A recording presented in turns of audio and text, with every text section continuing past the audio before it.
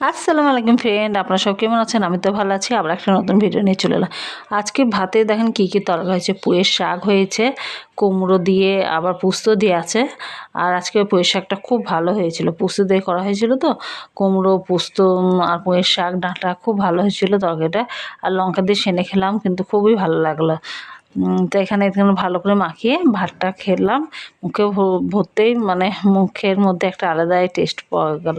খুবই ভালো হয়েছে। আর এটা দেখুন করলা, আলু আছে, আর সঙ্গে সয়াবিনও দেওয়া আছে। এই তরকারিটাও খুব ভালো হয়েছিল, একটু ঝোল ঝোল করেছিলাম। আর এই স্যালাড, আপনি যে তরকারিতে স্যালাড দিয়ে খাবেন সেই ভাতটা ভালো লাগবে খেতে। আর এখানে মাছ এটা বড় রুই মাছ, এটা হচ্ছে লেজা। আজকে মাছের ঝোলটা আমি গায়ে গায়ে করেছিলাম, গ্রেভি করে, খুব ভালো হয়েছিল। আর মানে খুবই সুন্দর লাগছে। আর লেজা খেতে বেশ ভালোই লাগে, বড় মাছের লেজাটা খুব ভালো লাগে। আর মাছের দেখবেন প্রতিটা মাছের পিসের এক একটা টেস্ট। আপনি যদি গাদা খান একরকম টেস্ট, আবার পেটি খেলে একরকম, মাথা খেলে একরকম। আবার লেজাটা ভালো লাগে, অনেকজনে ভালোবাসে বা অনেকজনে ভালোবাসে না কাঁটা থাকে বলে, কিন্তু আমাকে বেশ ভালো লাগে খেতে।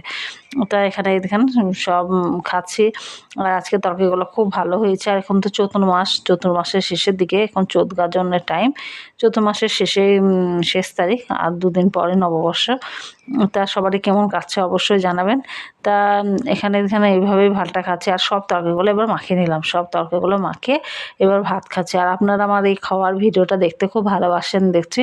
আবার অনেকজন কমেন্টও করছে যে ভালো লাগছে, আবার অনেকজন কমেন্ট করছে যে আপনি স্টিলের থালি বাদ দিয়ে কাঁসার থালা বাটিতে খান, তাহলে ভিডিওটা দেখতে অনেক ভালো লাগবে।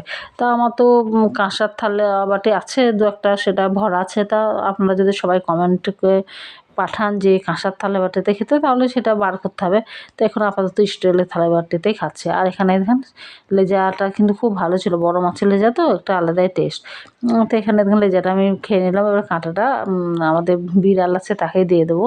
ও মাছের কাঁটা খেতে খুব ভালোবাসে। আর এখন এই বিকাল টাইম 4টে বাজছে, বসেই ছিলাম, কী করবো। তাই ভুট্টা আনা হয়েছে, আমাদের গ্রামেরই একজনের জমির ভুট্টা।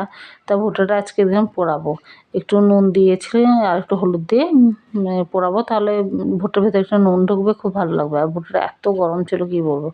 তো এখানে গরম গরমই ভুট্টা ভালো লাগে, একটু লেবু হলে ভালো হতো, লেবু মাখিয়ে দিলে টক টক লাগে তো ভালো লাগে। আর আমার ভিডিও এতটা, আবার নতুন ভিডিও নিয়ে চলে আসবো। বাই।